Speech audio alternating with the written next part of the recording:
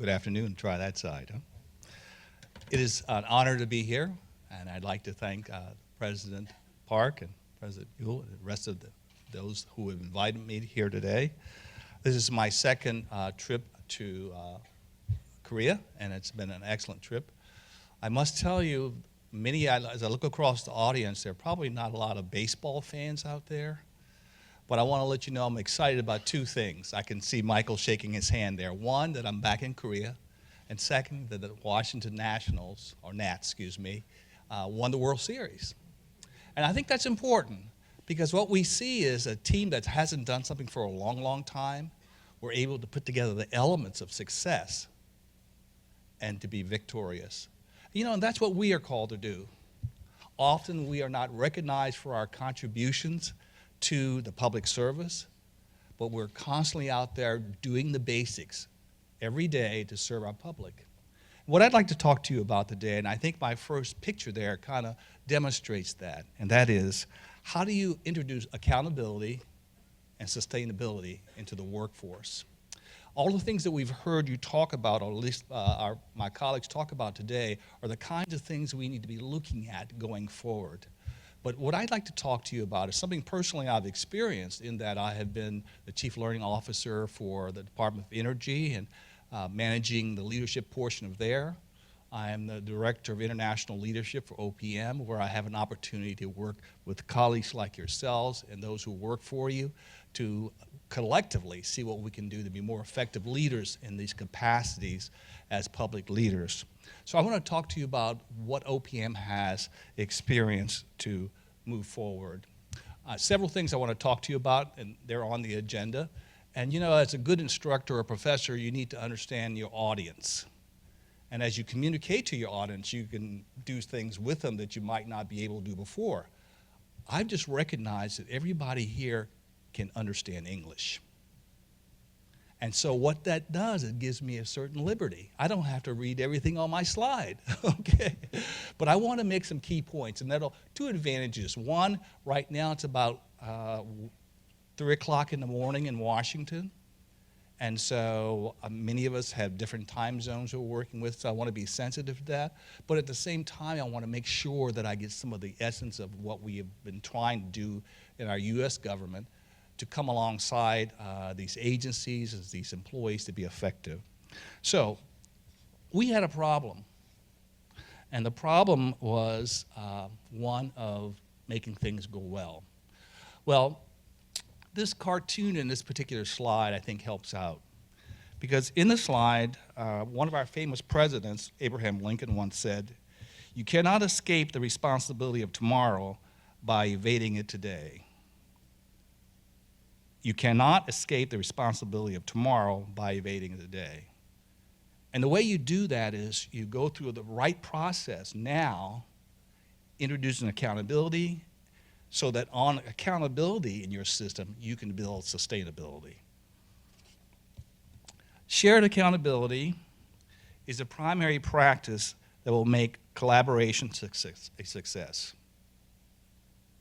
If you do not have accountability, the efforts of collaboration really fail. They really, really do. So all the kinds of things we'd like to do in the future are dependent upon how well we execute today. To address that particular issue in the United States some 40 years ago, we had introduced, and I will talk to you about, this system that was even mentioned by, I think, Michael earlier this morning. That's not necessarily an old concept, but is a concept I think all of you are familiar with, and that is the merit system principle process. And we've implemented that process through one of our keynote or foundational programs where we bring in some of the best and the brightest into our organization. You can see the history here. Once upon a time, and that's a long time ago, 1829, there was a real issue with hiring your friends, your neighbors, and your relatives in our federal workforce. And that kind of blew up on us as a country when one individual thought that President Garfield owed him a job. And out of frustration, he responded to that situation and shot him and killed him. That was a wake-up call for us way back then that has served us well today, in that the Pendleton Civil Service Act enabled us to move forward and make a change in our government. That change or concept of moving forward, as I've already pointed out to you, was the merit systems principle, which was designed to ensure fair, open recruitment and competition, and employment practices free of political influence and non-merit factors. That was realized in the Civil Service Reform Act of 1978 and was incorporated into law. What that law basically said is the following: to provide the people of the United States with a competent, honest, and productive workforce, and to improve the quality of public service, the federal personnel management should be implemented consistent with the merit system principles. And Congress went forward to put in place these nine principles that are operational today. They're essential now, and you say, why is this so important? Well, as you know, there's a lot of competition for the best people out there. We are challenged by the Googles and all the other companies like you are in your workplace to get public servants who can really serve us, to really implement the things we've been talking about so far. So how do we get those people on board with us, really establish in them a desire to serve the public?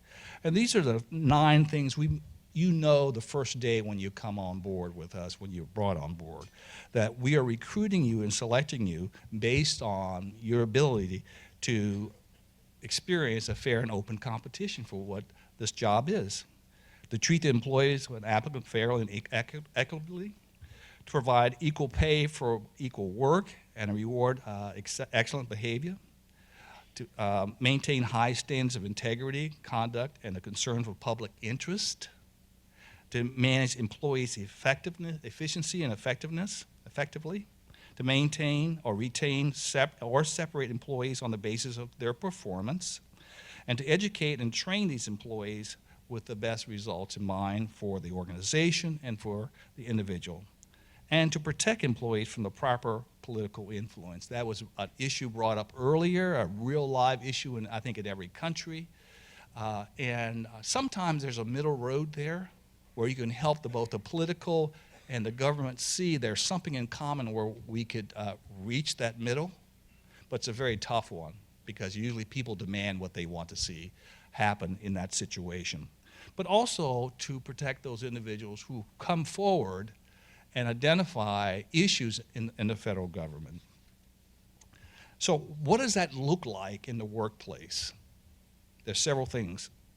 First, at the early level, the lowest level, the hiring manager is expected to exercise these principles when he or she is hiring these new individuals into their workforce.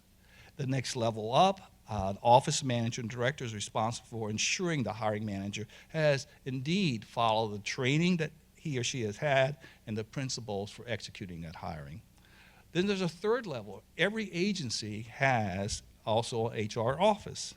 And that HR office's responsibility for holding accountable that office for timely training and the practice of these principles.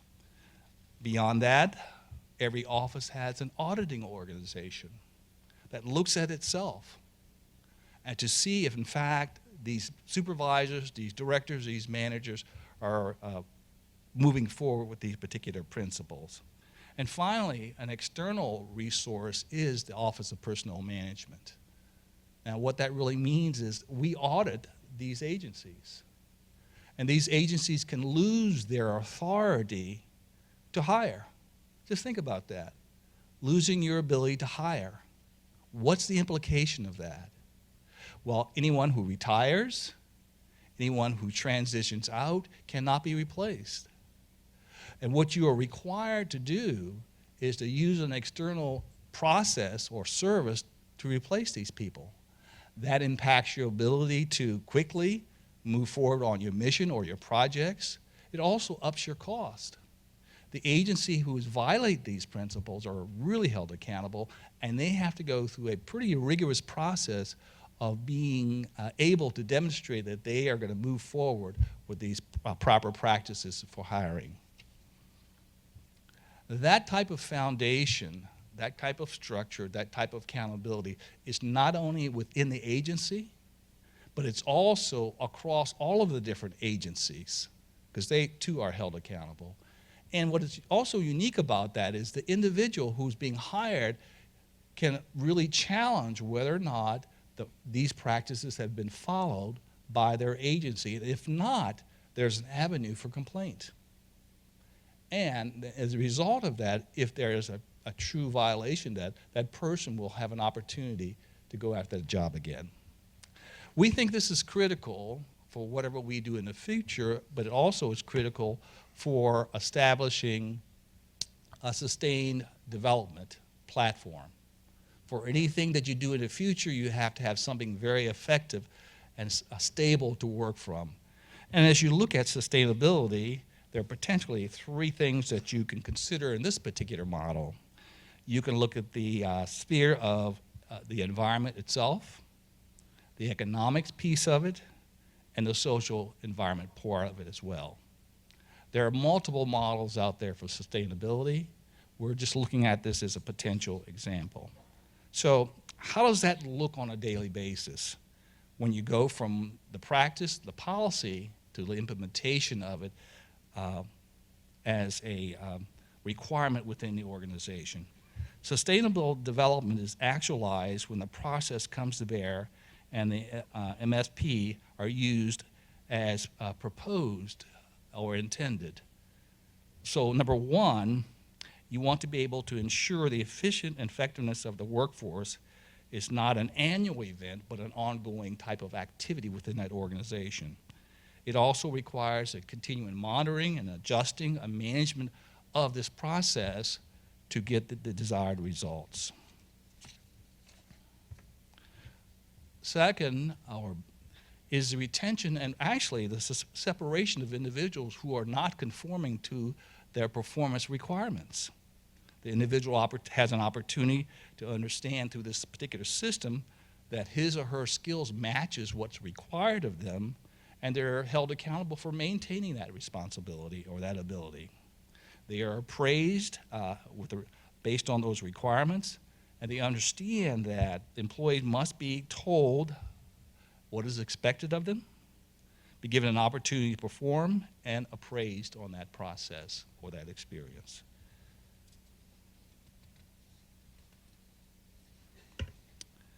Also, there is recognition and incentives that are part of this merit system that helps the individual understand that they're going to be recognized for their performance. And if they meet or exceed that particular performance, that's going to be recognized in comparison to others. And as a result of that, that person can have an opportunity in a variety of ways to be recognized. And for the public sector perspective, it's not always getting additional money, but there are a variety of ways that incentivize the individual or the group toward their success or recognize their success. So I've already talked to you about the problem that we had. It's a system we put in place to solve that problem. I want to tell you what are the results and how does that look in a programmatic perspective. One of our key programs that we've had for over 40 years is our Presidential Management Fellows Program, the real focus on our future leaders. Those leaders that help build the right culture, that build the right environment, that take on the responsibility of forwarding our government. This particular program of right accountability and sustainability has allowed us to bring this program into existence and to allow individuals who sign up with this particular program, to this flagship program, to be able to participate in a very rigorous process. As I mentioned to you, this program is over three decades old, and it has proven itself as one of the best programs that we have for developing these entry-level executives.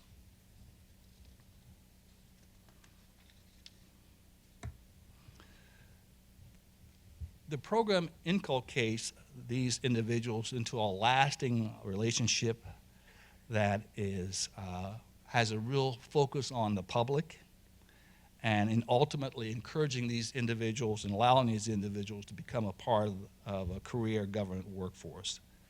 The program is administered by the Office of Personnel Management, and each year candidates apply for this particular program, and the finalists become fellows. The candidates who go into this program are individuals with master's degrees, and often a work experience in many cases.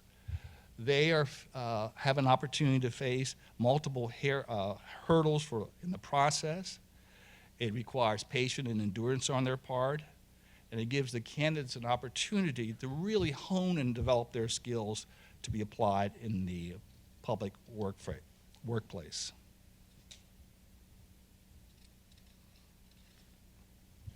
After a 2 years program, the individuals are able to be certified as presidential management fellows, and they're able to take their positions in the different agencies and to implement and be prepared, if you will, to implement many of the things that you and I have talked about or heard about this day.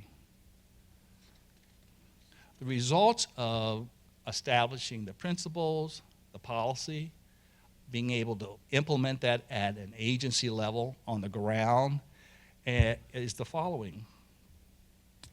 On the average, 4,000 to 6,000 candidates apply for a presidential management fellow every year. Out of that 4,000 to 6,000, 350 to 500 are selected. And you say, well, why so many people? Well, we have over 2 million people in our civil service workforce. That's not counting our military. We have over 7,000 people who are a part of our senior executive workforce. So, you know, it's a large organization, or animal, if you will, the federal government of the United States that we have to manage for our 330 million people. And so there is this constant need on programs like this to help add future leadership to it. Since its creation in 1977, the President Management Fellows Program has brought in 10,000 individuals into that particular position and into the workforce. These are the individuals who become often leaders of agencies right below the political appointees.